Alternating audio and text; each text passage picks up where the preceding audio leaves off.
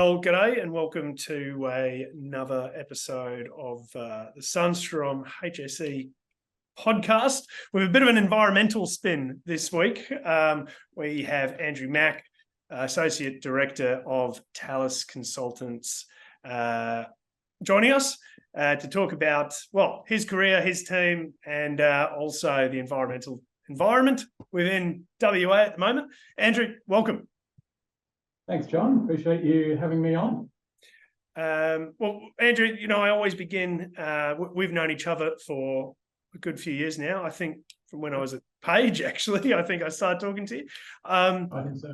So tell us, but for everyone else, tell us the cliff notes of yourself and your career and who you are and where you are now. All right. It's been a long and eventful career, I suppose. I started out without really knowing what I wanted to do at UWA doing environmental engineering. That led me into some work with the Swan River Trust for my thesis, which then became a casual role with the Swan River Trust, or Water and Rivers Commission, as it was known through one of my clients now, which is actually quite interesting. So got into government and then picked up a role with the Department of Environmental Protection in about 1996, which was in their licensing team. There are about 8 of us licensing the whole state. So that's Part 5 of the Environmental Protection Act. Went into to Kalgoorlie and was the acting manager of their offices, the offices out in Cal for a little while, and then came back and worked for the EPA for about 4 years. So in total, I was with government for about 8 years. Dropped into consulting after that with a company called BSD Consultants. That was about 2003. That got picked up by Cardno in about 2004. And I worked with them until about 2011. Jumped across to Syrinx Environmental, a little small boutique organisation based out of North Perth and in Melbourne as their GM, and then had an opportunity to join Talus at the start of 2013, I think it was, and set up the environment business here at Talus. So it's been a mixed bag, a lot of work in a variety of areas, a lot of work around approvals, impact assessment, contaminated sites, waste, mining, a hell of a lot of work in the mining and industrial sector. But my interest, I guess, is around the approvals. I've always enjoyed the legislation ever since I sort of started working in government. So went back and did a master's in law, and I kind of play in that space a little bit. I'm a bit of a bush lawyer, I think, and enjoy butting heads or collaborating with lawyers around the state.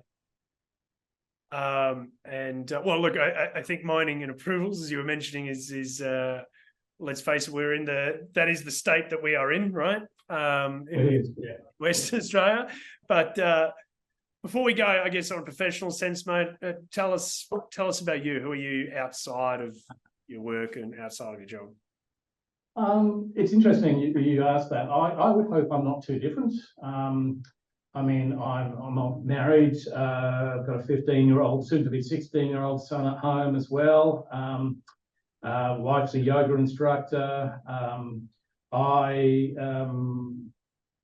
brother, obviously. I've got a younger sister and a younger brother. I like to think of myself as a decent friend. I enjoy a lot of music, different types of music. I happen to see a lot of concerts and like my food and drink. I'm a martial artist. I've spent a lot of my years since high school, really, in a variety of martial arts, and I currently practice and teach Chinese internal martial arts, which includes Tai Chi. What else can I tell you? I've battled with mental health for a while, still sort of run through that gauntlet from time to time. And it's something I'm quite passionate about promoting in terms of management of mental health. And I do a lot of work in that space. I'm a mental health first aider. and I'm on one of the committees, or run one of the committees here at Talus for to manage things like diversity, inclusion, and mental health. Oh, brilliant. Well, look, it's great that we can talk about that. I mean, it's obviously got a long way to go, but it's great that we can talk about that so openly as well. You can. Yeah, I think that sort of goes into the professional mix as well. I mean, what you see from me personally, generally, is what you see from me professionally as well. I tend to wear my heart on my sleeve, perhaps to a fault a little bit, and I think that's something that you get from me both personally and professionally. Yeah. Well, it's an authenticity piece as well, right, Andrew? Yeah, I hope so. But talk us about, I guess, what we touched on it before, Talus, and your role in Talus, your team, your key focuses over the last few years there. Look, it's been a good business to join. I joined at sort of, as I said, at the start of 2013. I knew 3 of the 4 directors, 3 of them having come from Cardno as well. They were looking to set up the environment business. I was available, and they asked me if I wanted to join them, which was great. So we kind of dated already through Cardno, and it was time to sort of tie the knot a little bit in joining Talus. So I set up environment. That includes the mining and industrial piece that I talked about earlier. So a lot of approvals, impact assessment, closure, auditing and management of various mining and industrial facilities.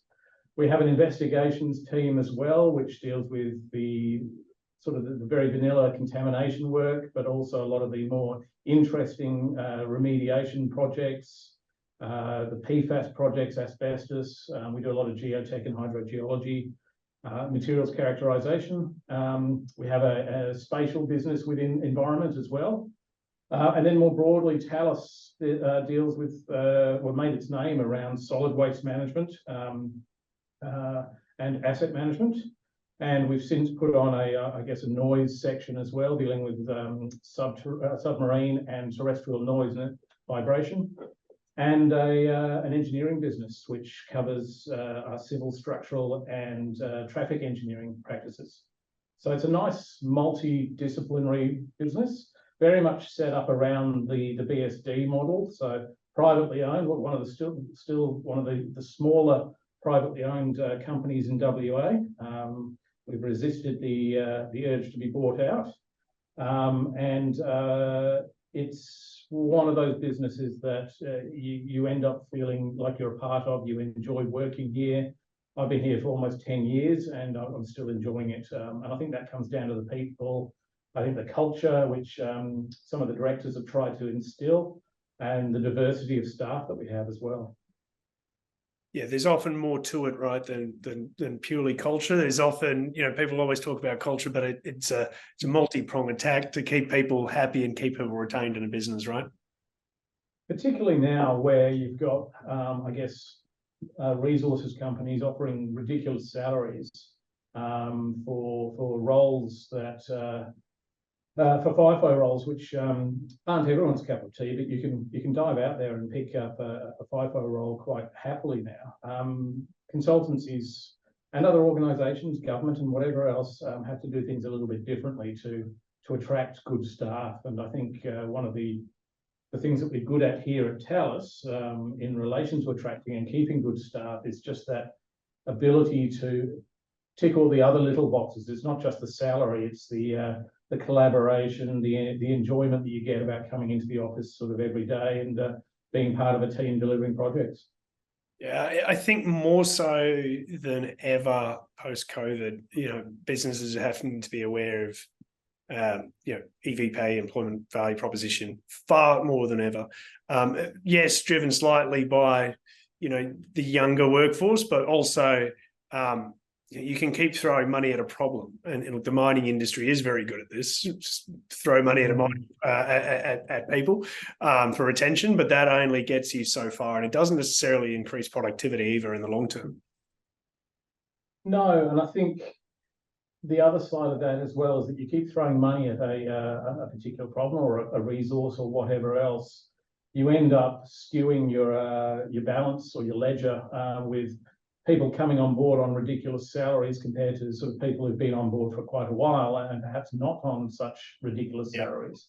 But there's going to be a point at which that bubble actually bursts. And as always happens, mining companies will quickly divest themselves of staff and resources. And suddenly I'm pretty sure there'll be a lot of people who are going to be sitting out there on ridiculously high salaries, associated lifestyles that go with that, with our jobs. And that becomes the flip side of the equation for a lot of people looking for work. Absolutely. But as someone then that, you've done government, a lot of people either go into government from experience, go into government and stay in government for the rest of their life. But you've done government, you've been in consulting now for a long time. What advice would you give to your younger self, I guess, as well as young professionals entering the market?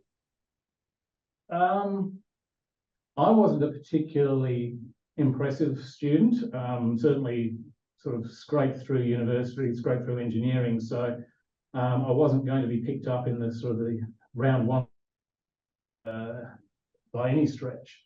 But I was fortunate to land in a job at government, which I really enjoyed. And part of that was the work, the diversity of the work. Part of that was the people.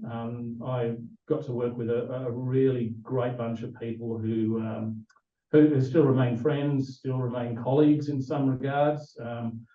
And I think my thoughts around what I would tell myself is probably don't panic, don't stress about getting the perfect job straight away.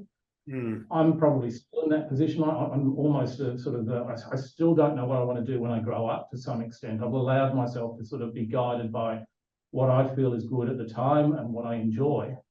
So I think taking the pressure off having the perfect job immediately and having all the answers for your career or for your personal life, I think is really, really important.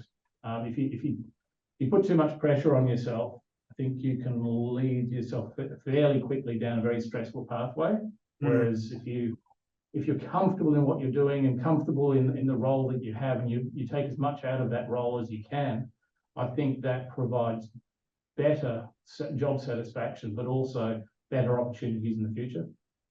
Yeah, absolutely. That's actually really good advice. I mean, I think I've said this before as well on this podcast. I was super eager at an early age. Like I wanted everything yesterday. And someone said to me, there's a mentor in my life, if you start working at 30, you still have at least another 30 years of work ahead of you. And that I've always sort of used that, whilst it is a bit of a joke, as a grounding, that when you're 3 years out of uni, 2 years out of uni, you very much are at the start of your career, and there is a marathon ahead of you, and necessary chasing the dollars, chasing the prestige it's a long journey, right? That's right. I mean, right now it's an interesting market because any employee has any sort of credentials can stick their hand up and just sort of say, well, I'd like another job somewhere else, get a decent pay rise and get some new experiences. But that sort of job hopping isn't necessarily beneficial. You don't get to sort of get a sense of what the job entails, get your feet under the table and really understand how the job and you might work. If you're actually sort of jumping around all the time. I'm a little bit old school as well. I like to see some longevity in relation to the work that people put into companies, rather than sort of that quick jump, quick dollar fix, and climbing the ladder really, really quickly. I don't think that's the right approach. I don't think it's sustainable. No, sustainability is the piece there, right? So, I think as well, we see it a lot in grad roles. People do go through, 1 year, 2 year jobs in quite quick succession in order to get the progression, because there might be that ceiling in that organization. But it does have to hit a peak, right? Where you're like, well, okay, you're at a good company and a good role. You've got to stop jumping now. That's it. You've got to develop. You've got to be able to talk about your wins, right? And achievements in that organization. Yeah, I'm not suggesting that you stick something out and grind it and grind it and grind it, because that also isn't a healthy way of doing things. Yeah. But some longevity and some an ability to demonstrate that you have some loyalty to a company and the way that things are run, and that you want to sort of learn from the people that you're involved with, whether it's your peers, your senior staff, or whoever. I think that has a lot to say as you progress in your career. And I think sometimes that goes a little bit missing in terms of perhaps some of the grads that are coming out today. Absolutely. But I guess on that note, what do you, outside of that, what do you look for when you're hiring? I mean, I've talked to you to extend about this, but what do you look for outside of that, Andrew? I always tell people you can teach people the technical stuff, and generally you can, but you can't teach people how not to be idiots, for want of a better term.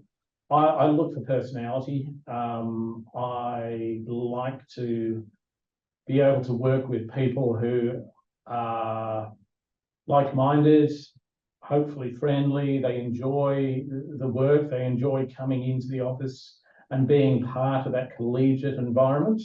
I want people who've got a sense of humour, that we're prepared to give as good as they get in terms of that sense of humour as well. I think personality and their cultural fit is far more important than professional fit or a technical fit.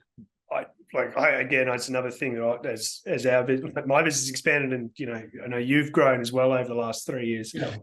Cultural fit is key, especially you're not a tier 1 miner where you can change sites and you've got a payroll of 3,000 or whatever it is, right? You've got to see every day, right? So it doesn't necessarily mean best friend with them with every employee that you have, but being able to have that relationship, to have that similarity, to be able to work for a common goal, right? Well, that's it. I mean, from my perspective, I want to work with people I enjoy working with, whether it's clients, whether it's colleagues. We've got to spend 40 plus hours in the office with them every sort of week. I'd rather enjoy their company and enjoy working with them either on a personal or professional level than have someone who sort of comes in, head down, bum up, and gets their work done, but doesn't engage. And that has to work the other way around as well. I mean, equally, we want somebody who comes in and actually feels like they can enjoy themselves in the office rather than being a drone, which some of the large corporate organisations, I think, quickly turn into. They're just you become quickly a number within an organisation, and it takes the personal edge off things. I mean, I had an interview with somebody last week, and the interview started out with the usual sort of intros, but it just became almost a personal conversation, a bit of a bounce around of what she was doing and where she was, and a bit about some personal issues that were going on for her in terms of where she was with that. And it was actually a really lively and dynamic conversation, which for me means far more than can you do this, can you do that, when can you start? Yeah, absolutely. And how much money do you want? No, exactly. No, I think it's that trust piece as well, right? When you do those relationships, and it goes back to authenticity, I think, as well. Reputation is everything in this, particularly in consulting. And in West Australia, sorry, Andrew, but in West Australia, well, let's not forget how small this market is, right?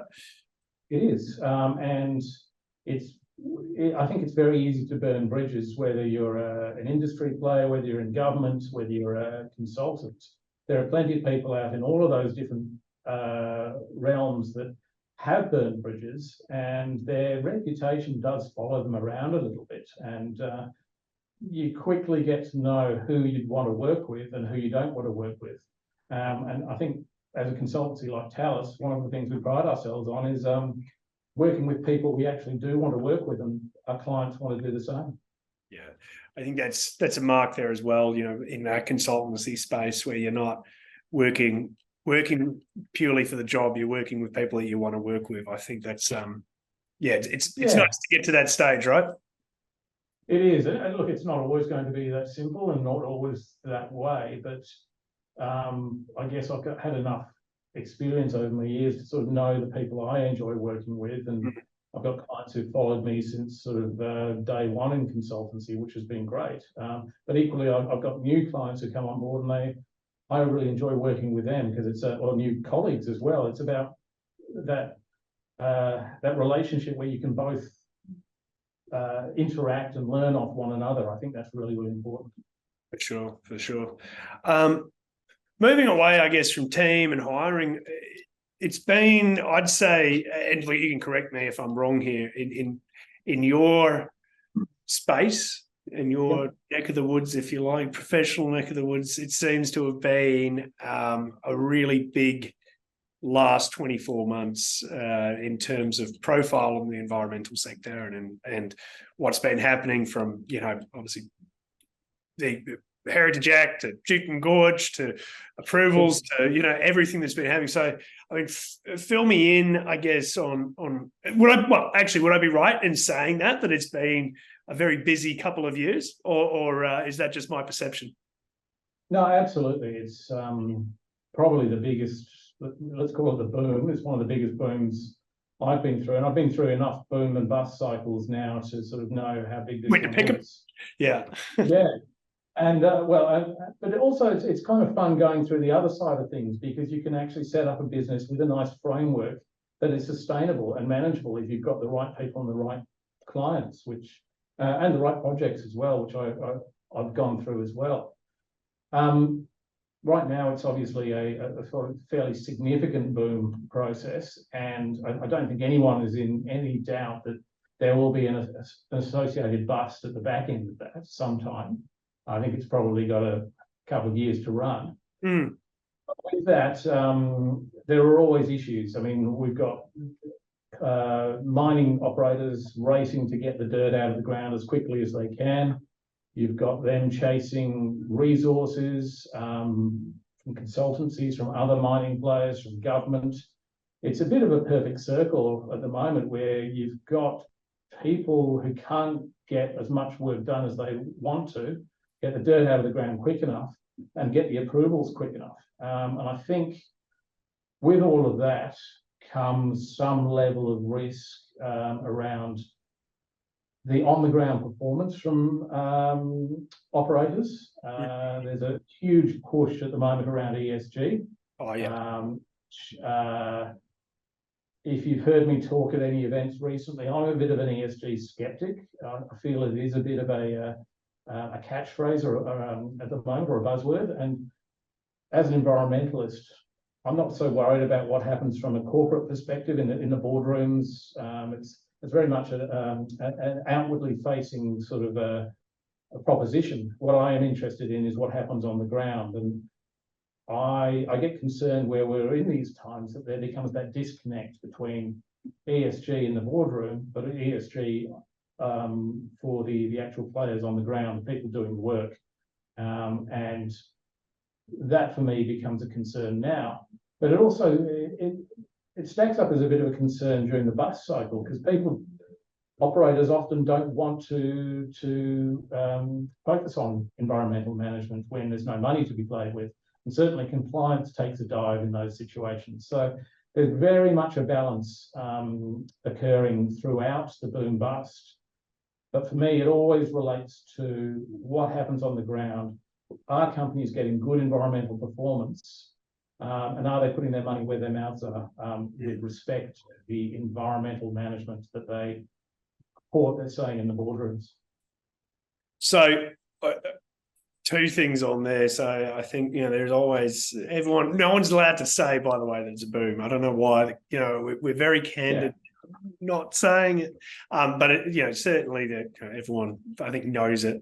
I think for people who haven't seen it before as well, there's this perception that when there is a bust, it's literally that there's no work, everyone's out of a job. It's this huge recession, right? And I think that the fear side there is also probably not justified. Like, I don't think being in a downturning market is necessarily the worst thing. Like, there is still people will still be employed, there will still be jobs, people will still be hired. It's not that we're all out panhandling on the bread line. And if anything, it just takes the heat out of doing what we're already doing.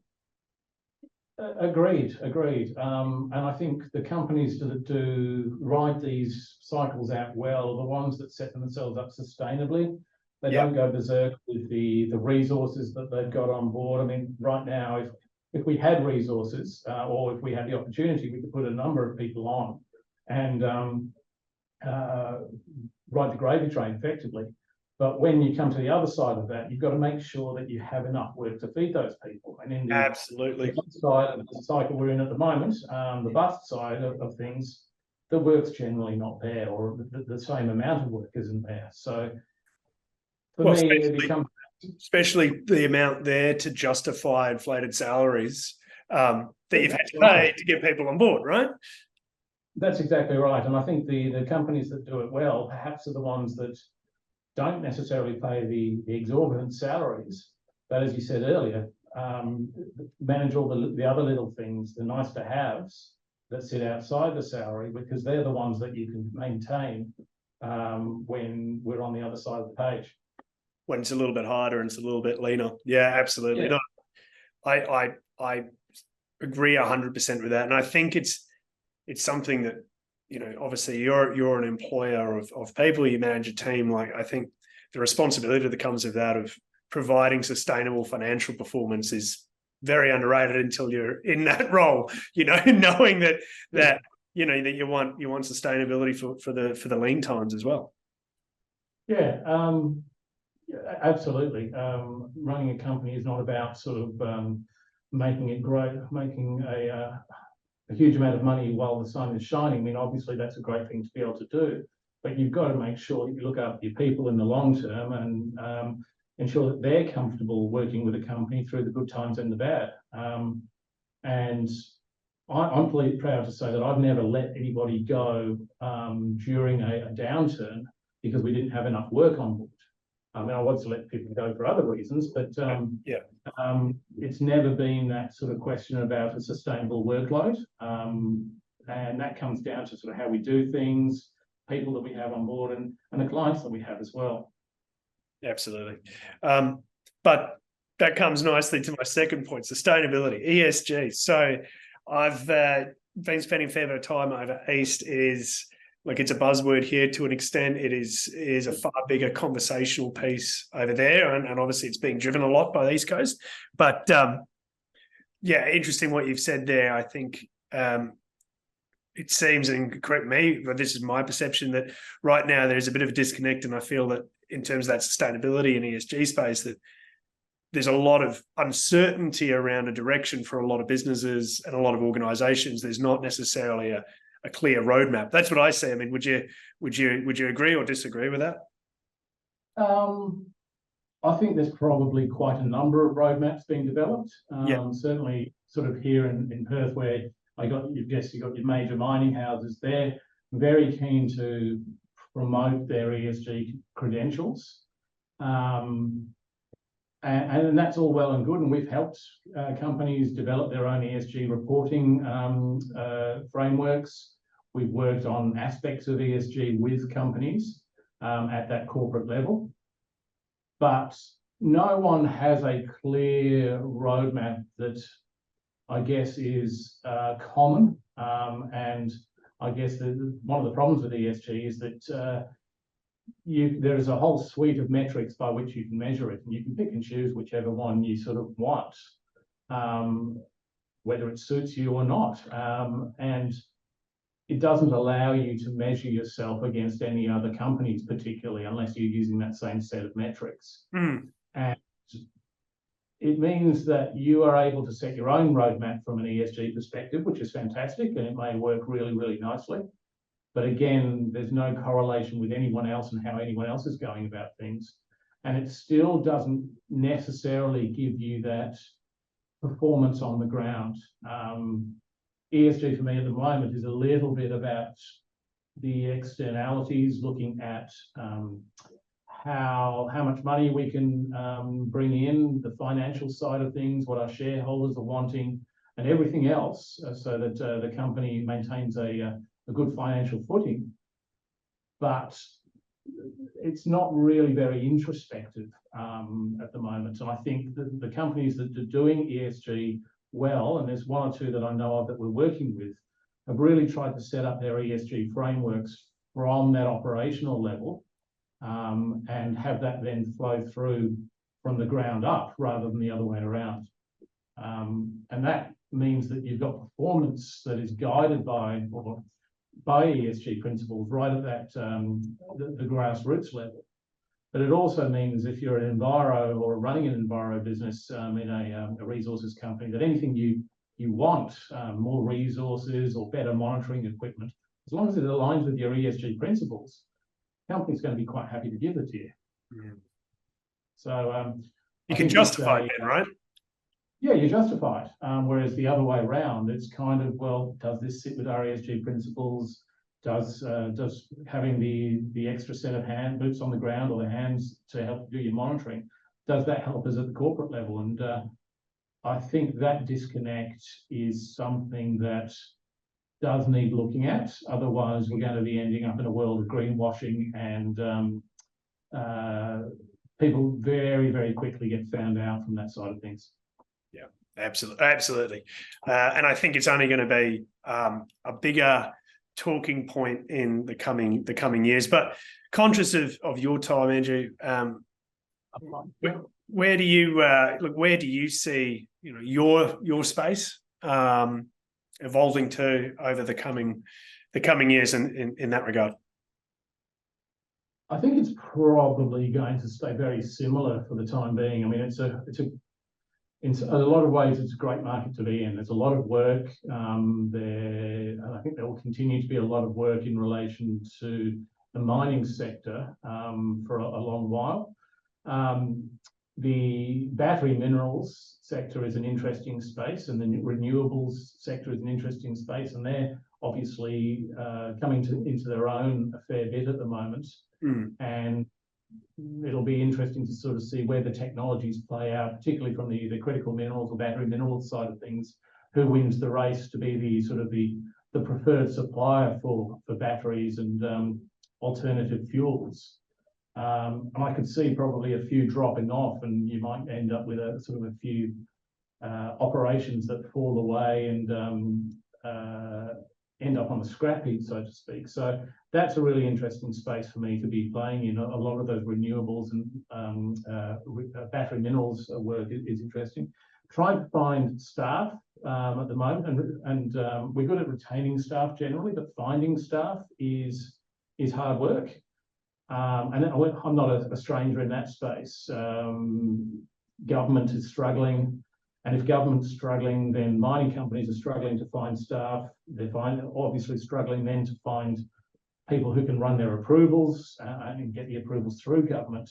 So I think we're going to sort of see a bit of a logjam from that perspective, because there's more mining, fewer people doing the approvals, particularly from a government perspective. And I think it won't grind to a halt, but I think there's going to be a lot more slower interactions with government. From a consulting perspective, more variety, which is great. One of the things I love about consulting is the variety, the different people and the different operations I get to deal with. So that's good. But it does come with a lot of it's a harder environment to work in. Clients are always chasing you because they want to get the dirt out of the ground quicker, and it's a fairly fast-paced, high-intensity sort of workplace, which suits some people, doesn't suit others. Yeah, it's. I think that's a perfect example. It's definitely not for everyone, right? Just like government, it's not for everyone. Yeah. Nor is the consulting route, right? Look, I think. As I said earlier on, you've got to find your space and where you want to be. Government, I loved for 8 years. I would recommend it to anybody who wants to get a start in the industry. Mm. It's a good training ground. It's a good place to understand the framework behind what goes on with an industry. But I really enjoy consulting. I get the best of both worlds. I get to work with industry. I get to work with government. I get to play with legislation. And I get to see the culmination of some of the approvals processes that we work through. So for me, that's a lot of fun. Yeah. Well, Andrew, again, conscious of time, but thank you very much for jumping on. I'll make sure that we put your LinkedIn and a bit of a bio in the description. And as I said to everyone that's been on this show or this podcast, always, if you have an interest, I'm sure you're happy to field a LinkedIn message or an email from anyone that's interested in what you're doing and the business as well. Absolutely. Look, part of what people getting into the industry, or part of what people are sort of already established in the industry need to have, in my view, is a set of network or connections and links and mentors. So I spend a fair bit of my time doing that, and I think it's an important part of the work that we do. Absolutely. It's so underrated. It's so underrated. Says someone who's a professional networker.